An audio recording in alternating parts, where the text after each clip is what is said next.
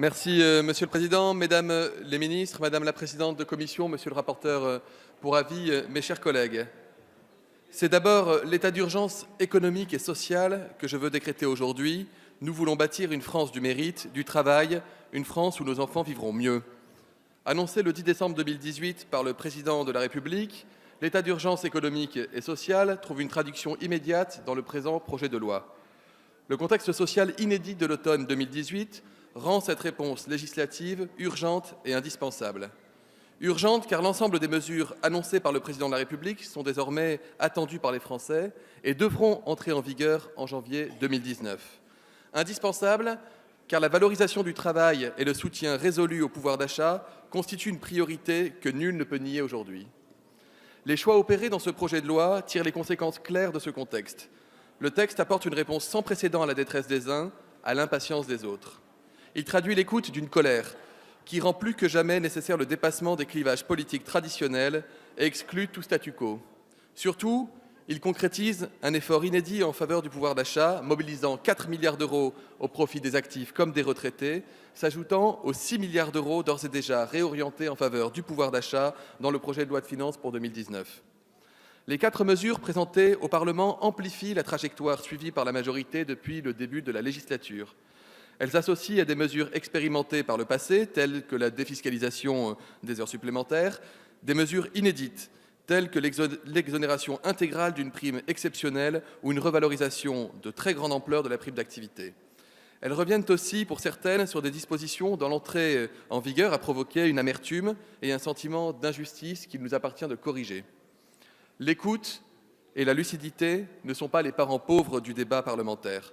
Elles conditionnent la concrétisation du projet choisi par les Français en 2017. Sans renoncement ni aveuglement, les responsables politiques s'honorent à redonner toute sa légitimité à la parole citoyenne plutôt qu'à l'instrumentaliser ou à la dévoyer.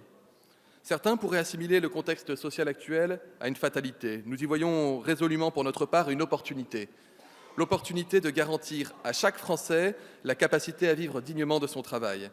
L'opportunité de donner toute sa force au dialogue quotidien entre les responsables politiques et les citoyens. L'opportunité, enfin, de retisser le fil d'une cohésion sociale affaiblie par des décennies de mesures et de débats politiques ayant montré leurs limites. Cette opportunité trouve une concrétisation immédiate dans les 4 articles du projet de loi portant mesures d'urgence économique et sociale. Madame la ministre du Travail ayant décliné ces 4 articles, je ne vais pas revenir sur le détail de ces articles, mais peut-être revenir sur certains points qui ont notamment mobilisé les parlementaires présents en commission hier soir et cette nuit. Tout d'abord, sur l'article 1er, qui introduit une prime exceptionnelle exonérée de toute cotisation, de toute contribution, de tout impôt, de toute charge. Je rappelle qu'elle est plafonnée à 1 000 € pour sa partie dépourvue d'impôts et de charges, pour les salariés qui gagneraient moins de 3 SMIC. J'ai eu l'occasion de dire hier en commission qu'un grand nombre d'entreprises ont déjà déclaré avoir donné une prime dont l'ampleur atteint volontiers les 1 000 € par salarié. Il peut s'agir de petites PME, de TI, voire de grands groupes. J'ai cité par exemple Iliad hier ou encore Total. Il y a des groupes type la SNCF également qui ont attribué cette prime. Et on sent bien qu'il y a déjà des milliers, des centaines de milliers et probablement des millions de Français qui bénéficieront de cette prime qui peut être attribuée jusqu'à la fin du mois de mars.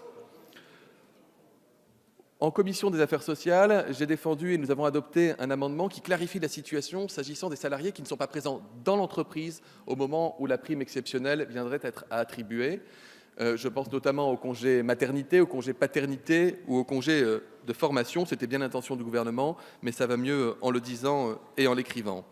Ensuite, préciser, parce que ça a fait l'objet de débats en commission, qu'il n'est pas question que cette prime exceptionnelle ait un impact sur les conditions d'attribution de la prime d'activité. Ce n'est pas parce qu'un salarié recevrait cette prime exceptionnelle que tout d'un coup il sortirait des clous pour pouvoir percevoir la hausse de la prime d'activité. À nouveau, ça va mieux en le disant. Et puis l'article 2 qui traite de l'exonération de cotisations sociales d'impôts sur les heures supplémentaires et sur les heures complémentaires a fait l'objet d'un certain nombre de débats, surtout du côté droit de l'hémicycle. La question portait sur la défiscalisation, y compris pour les cotisations patronales.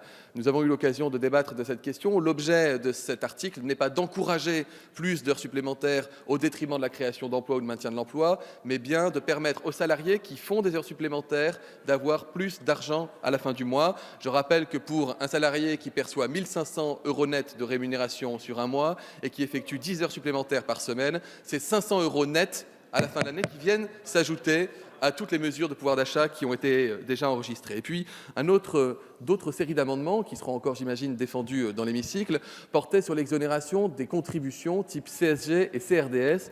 Et là, j'ai eu l'occasion de dire qu'il n'est pas lieu de créer une nouvelle niche sociale sur des contributions qui permettent de rembourser notre dette sociale pour conforter notre modèle social pour l'avenir. Et c'est pourquoi ces amendements ont été repoussés.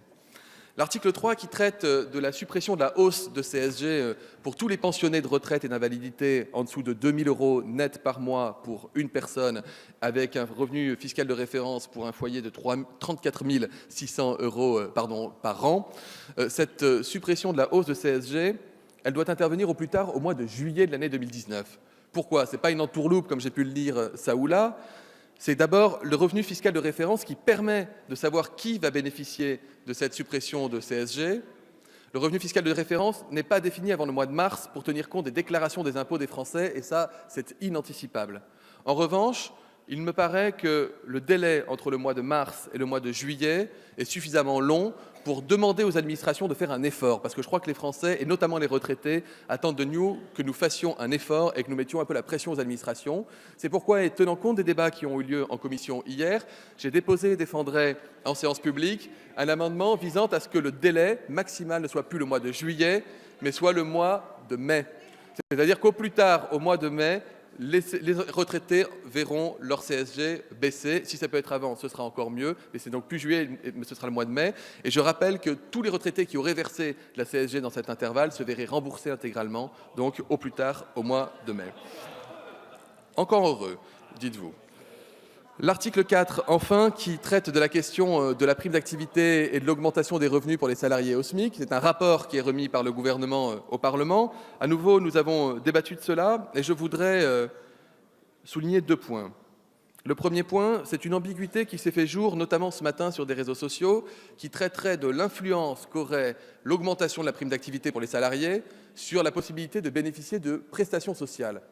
Je le dis très clairement ici, le fait que la prime d'activité augmente n'a aucun impact sur les prestations sociales versées par ailleurs aux salariés français. Il serait donc erroné de dire que parce que la prime d'activité augmenterait et que la rémunération des Français augmenterait, il y aurait une entourloupe parce qu'il y aurait une récupération sur leur dos sur les prestations sociales. C'est totalement faux et vous pouvez le vérifier auprès des administrations centrales. Il y a eu un débat également lors des auditions des ministres sur la question des bas salaires et des temps très partiels. Ces personnes qui ne sont pas concernées par cette hausse de prime d'activité, mais qui n'arrivent pas à joindre les deux bouts. Ces mères célibataires avec 2, 3 enfants qui travaillent comme AVS, par exemple, auxiliaires de vie scolaire, pour 700 € par mois et qui ne s'en sortent pas, qui sont dans une très très grande détresse. Et j'ai bien entendu la réponse de la ministre des Affaires sociales qui s'est engagée à ce que, dans le cadre du rapport, nous ayons des éléments qui puissent concerner ces populations. Je crois que c'est extrêmement sensible comme sujet, et pas que sur les bancs de la majorité, évidemment, à droite comme à gauche. Je crois que nous pouvons nous retrouver sur ces questions. Enfin, et pour conclure, je voudrais souligner la qualité du travail en commun avec la majorité au Sénat, avec notamment le sénateur Van Lerenberg, qui est le rapporteur du texte au Sénat, avec qui nous avons eu l'occasion de travailler dans de très bonnes conditions depuis maintenant 10 jours. Nous nous sommes vus, nous nous sommes téléphonés. Je crois que dans le moment que nous connaissons, l'urgence sociale nous oblige comme parlementaires à être capables de partager nos différences, mais à aussi faire en sorte que nous ne mettions pas en péril notre bien commun, le fonctionnement démocratique de ce pays. Et moi, je salue l'esprit de responsabilité des sénateurs qui se sont engagés à aller vers un vote conforme demain, qui nous permettra de répondre à la commande politique et à l'urgence d'augmenter le pouvoir d'achat pour les Français dès le début de l'année 2019. Et je salue aussi l'esprit de responsabilité qui a régné lors de nos travaux en commission hier avec l'ensemble des oppositions.